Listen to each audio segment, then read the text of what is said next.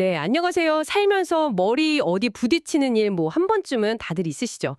그냥 가볍게 콩 하고 말 때도 있지만 어떨 때는 이거 혹시 문제 있는 거 아닌가? 병원 가봐야 하나?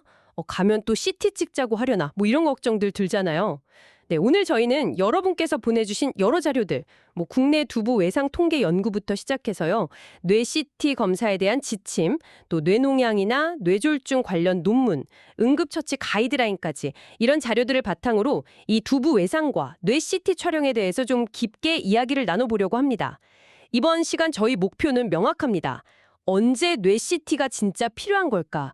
또 CT를 찍으면 뭘 할 수 있는 건지, 그리고 왜 이 시간이 그렇게 중요한지에 대해서 최신 정보랑 전문가 지침을 통해서 여러분께서 확실히 이해하실 수 있도록 하는 겁니다. 자, 그럼 바로 시작해 볼까요? 우선 우리나라에서 이 머리 부상, 두부 외상이 얼마나 자주 있는지부터 좀 짚어보죠. 2009년 건강보험심사평가원 데이터 분석 연구가 있었는데 조금 오래되긴 했지만 그래도 경향성을 보기엔 괜찮을 것 같아요. 그때 어땠습니까? 네, 그게 이제 2009년 한 해 동안 자료인데요. 두부 외상으로 병원을 이용한 환자가 무려 한 81만 9천 명, 그 정도로 추정이 됐습니다. 81만 9천이요. 와. 네, 전체 의료 이용 건수의 한 1.8% 정도 되니까 이게 뭐 결코 드문 일은 아니었던 거죠. 이야, 80만 명 남으면 진짜 많은 건데요. 그럼 특히 어떤 나이대에서 많이 다쳤고 또 CT 촬영 비율은 좀 어떻게 달랐는지 궁금하네요. 혹시 뭐 저희 생각과 좀 다른 결과 같은 게 있었나요? 바로 그 부분이 좀 흥미로운데요. 가장 많이 다친 그룹은 예상하실 수 있겠지만 5세에서 15세 미만, 그러니까 활동 많은 어린이 청소년들이었어요. 전체 환자의 한 22.8% 정도였거든요. 낮았습니다. 제일 많이 다치는데 CT는 제일 적게 찍었다고요? 네. 반면에 부상 빈도는 7.8%로 가장 낮았던 20대 환자들은 CT 촬영률이 26.2%로 상대적으로 높게 나왔어요. 그리고 전체적으로 보면 남성 환자가 한 60.5%로 여성보다 좀 더 많았고요. 평균 연령은 대략 35세 정도였습니다. 그리고 또 하나 저희가 주목할 점이 있는데 두개 뇌 손상, 그러니까 실제 뇌 안쪽의 손상이 발견된 비율인데요.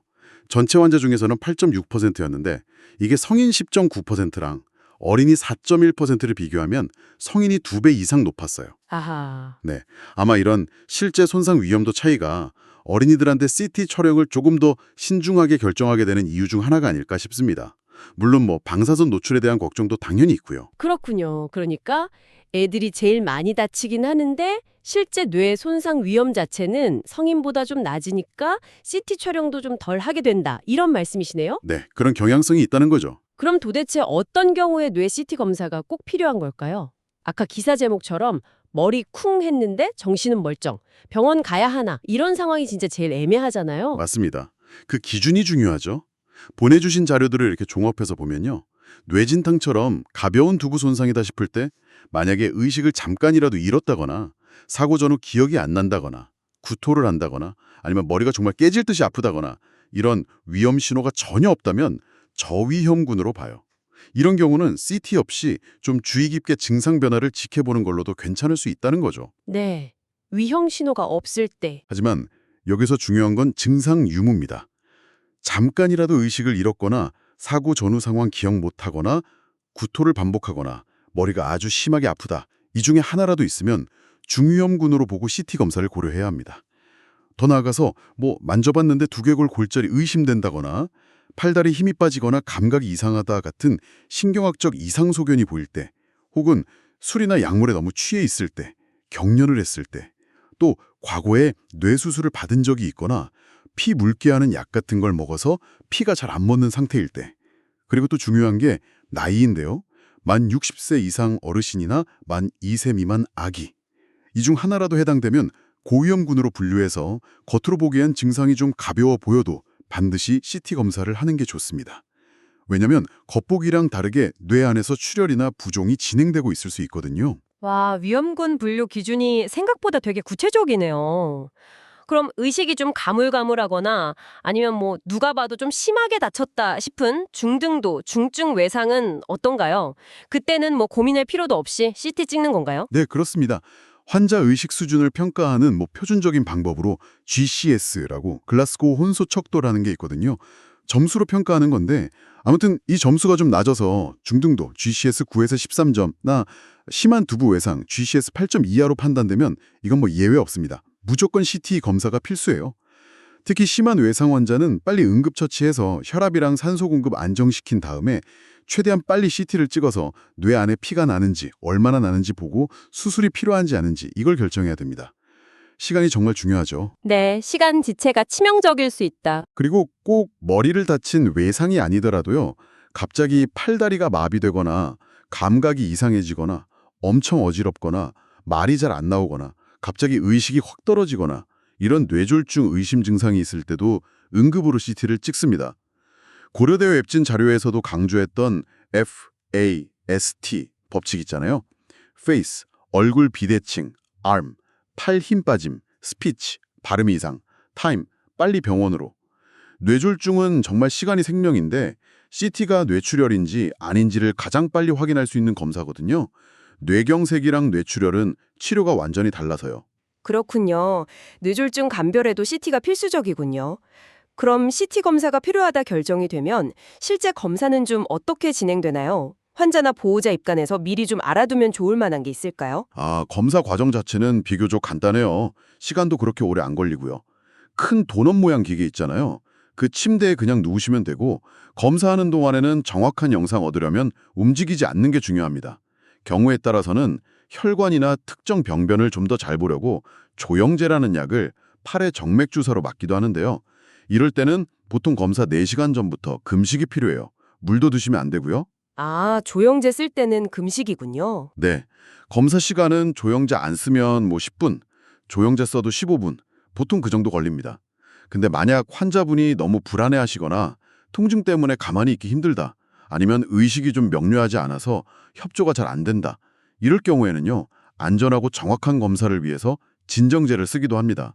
그리고 아주 심한 외상 환자분들은 숨 쉬는 걸 안정적으로 유지하면서 검사를 해야 하니까 진정제랑 근육 이완제 써서 빠르게 기관삽관을 하는 신속 연속 기관삽관, RSI라고 하는데 이걸 하고 CT를 찍기도 해요. CT 같은 경우는 보통 한 2에서 10mSv 정도 노출되는데요. 이게 어느 정도냐면 우리가 1년 동안 그냥 생활하면서 자연적으로 받는 방사선 양이 한 2.4에서 3mSv 정도 되거든요.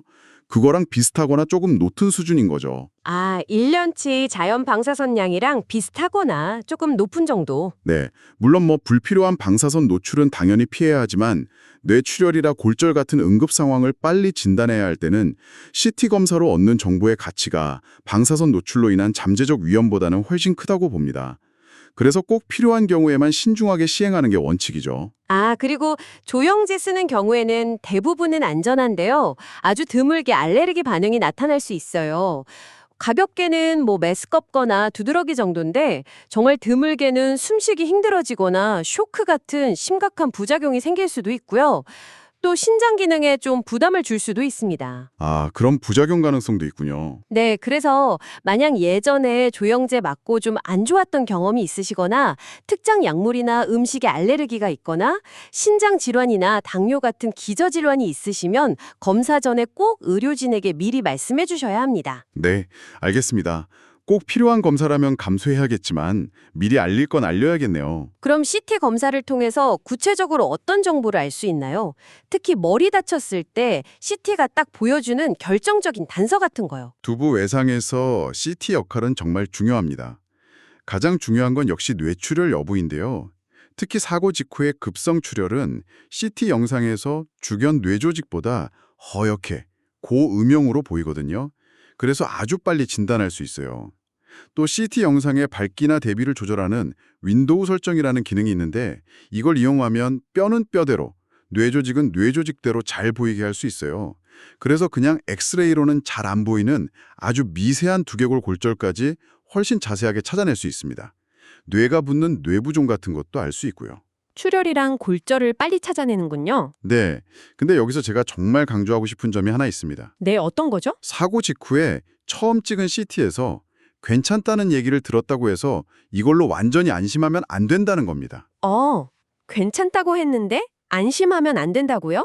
왜죠? 시간이 좀 지나면서 서서히 피가 고이거나 처음에는 별거 아니었던 뇌부종이 점점 심해지는 이런 지연성 병변이라는 게 나타날 수가 있거든요.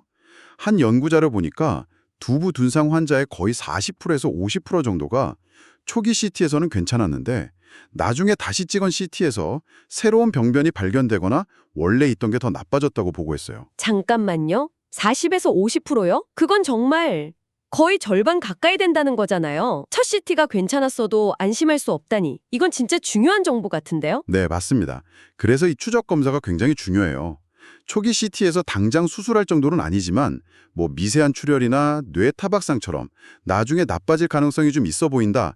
이러면 보통 4시간에서 8시간 안에 다시 CT를 찍어서 변화가 있는지 확인합니다. 4시간에서 8시간 안에요? 네. 그리고 좀 심한 두부 손상 환자, 특히 처음 CT에서 이미 출혈이 있었던 경우는 상태 변화를 더 자세히 보려고 24시간에서 72시간 후 그리고 한 일주일 정도 뒤에 또 추가로 CT를 찍기도 하고요. 물론 그 중간이라도 환자 의식 상태가 나빠지거나 뭐 새로운 신경학적 증상이 나타나면 언제든 바로 다시 CT를 찍어야 하는 거고요. 아, 그렇군요. 추적 관찰이 필수적이네요. 지금까지는 주로 이 두부 외상에서 CT 역할을 좀 집중해서 이야기를 나눴는데요. 저희가 살펴본 자료 중에는 뇌농양 연구처럼 다른 뇌질환 진단에서 CT를 어떻게 쓰는지에 대한 내용도 있었거든요. 이 부분도 좀 간단히 짚어주시죠. 네, 맞습니다. 아까 뭐 뇌졸중이나 뇌종양 진단에도 CT가 중요하다고 잠깐 말씀드렸는데요. 뇌농양, 그러니까 뇌 안에 고름집이 생기는 병인데 이 진단에도 CT가 쓰입니다. 보내주신 자료 중에 국내 연구진이 발표한 좀 재밌는 연구 결과가 있었어요. 뭐냐면 과거에는 보통 뇌농양의 특징 중 하나로 CT나 MRI에서 보이는 그 고름집 벽 두께가 안쪽, 그러니까 뇌실 쪽 벽이 바깥쪽, 뇌 표면 쪽 벽보다 좀 얇다 이렇게 알려져 있었거든요. 네, 안쪽이 얇다. 네. 근데 이 연구팀이 실제 환자들 영상을 분석해 보니까 오히려 안쪽 벽이랑 바깥쪽 벽 두께가 같은 경우가 52%로 제일 많았고 심지어 안쪽 벽이 더 두꺼운 경우도 18%나 됐다는 거예요. 기존에 알던 거랑 좀 다른 결과가 나온 거죠. 그럼 그 벽 두께만 보고는 뇌농양인지 아닌지 알기 어렵다는 거네요. 바로 그겁니다. 이 연구 결론이 그거였어요. 농양벽 두께라는 그 소견 하나만으로는 뇌농양을 확진하거나 아니면 종양 같은 다른 병이랑 구별하기가 어렵다. 대신에 MRI 검사 중에 T2 강조 양상이라는 게 있는데 거기서 농양벽 자체가 좀 검게 보이는 소견, 이걸 저신호 강도라고 하거든요. 이게 진단에도 더 도움이 될 수 있다. 이렇게 제시를 했더라고요. 그러니까 CT가 물론 첫 검사로 유용하지만 때로는 MRI 같은 다른 검사가 더 정확한 진단에 필요한 정보를 줄 수도 있다는 걸 보여주는 사례죠. 그렇군요. CT만으로 다 알 수 있는 건 아니네요. 오늘 이렇게 쭉 이야기를 들어보니까 두부 외상 관리에서 이 신속함이라는 게 정말 중요해 보입니다. 마치 뇌졸중에서 골든타임 얘기하는 것처럼요. 왜 두부 외상에서도 이 시간이 그렇게 결정적인 건가요? 정말 중요한 부분을 딱 짚어주셨어요. 두부 외상 환자의 최종적인 회복 상태, 예후라고 하죠. 이걸 결정짓는 가장 중요한 요인이 사실은 사고 순간의 그 충격 자체, 1차 뇌손상보다도 그 이후에 생기는 2차 뇌손상인 경우가 훨씬 많기 때문입니다. 1차 손상보다 2차 손상이요? 네, 1차 손상은 이미 벌어진 일이라 저희가 되돌릴 수는 없어요. 하지만 2차 손상은 우리가 얼마나 빠르고 제대로 대처하느냐에 따라서 충분히 막거나 최소화할 수 있는 부분이거든요. 1차 충격으로 일단 약해진 뇌세포는요, 산소가 부족한 상태, 즉 저산소증이나 뇌로 가는 피가 부족해서 뇌 혈류 압력이 떨어지는 상태, 저혈압에 아주 그냥 극도로 취약해집니다. 이런 상태가 그냥 방치되면 원래는 괜찮았던 뇌세포까지 추가로 손상되는 그런 연쇄 반응이 막 일어나요. 한 부검 연구 결과는 좀 충격적이기까지 한데요. 두부 손상으로 사망한 환자의 92%에서 허혈성 뇌손상, 그러니까 이 2차 손상이 발견됐다는 보고가 있었습니다. 92%요? 거의 모든 사망 사례에서 2차 손상이 있었다는 거네요. 이건 정말 무서운데요? 네. 그러니까 초기 충격이 얼마나 셌냐보다도 사고 후에 어떻게 관리했는지가 생사를 가를 수도 있다는 거죠. 그렇다면 응급 상황에서 이 2차 손상을 막기 위해 가장 중요하게 해야 할 일은 뭔가요? 바로 그 2차 손상의 주된 원인, 저산소증과 저혈압을 막는 겁니다. 핵심은 뇌에 충분한 산소와 혈액을 계속 공급해 주는 거예요. 그래서 응급 현장이나 병원 응급실에서는 최대한 빨리 기도를 확보하고 필요하면 기관 삽관을 하죠.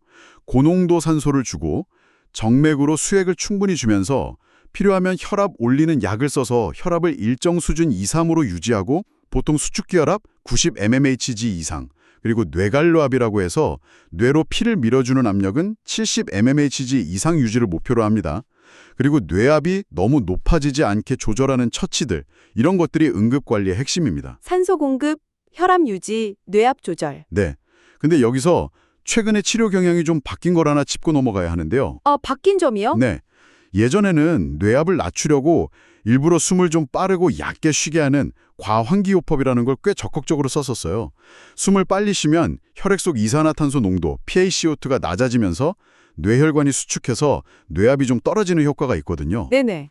근데 최근 연구들을 보니까 이 이산화탄소 농도를 35 mmHg 미만으로 너무 심하게 낮추는 과도한 과환기는 특히 다치고 나서 초기 24시간 안에는 오히려 뇌로 가는 혈류를 너무 줄여서 뇌 허열, 그러니까 산소 부족 상태를 더 나쁘게 만들 수 있다는 위험성이 밝혀졌어요.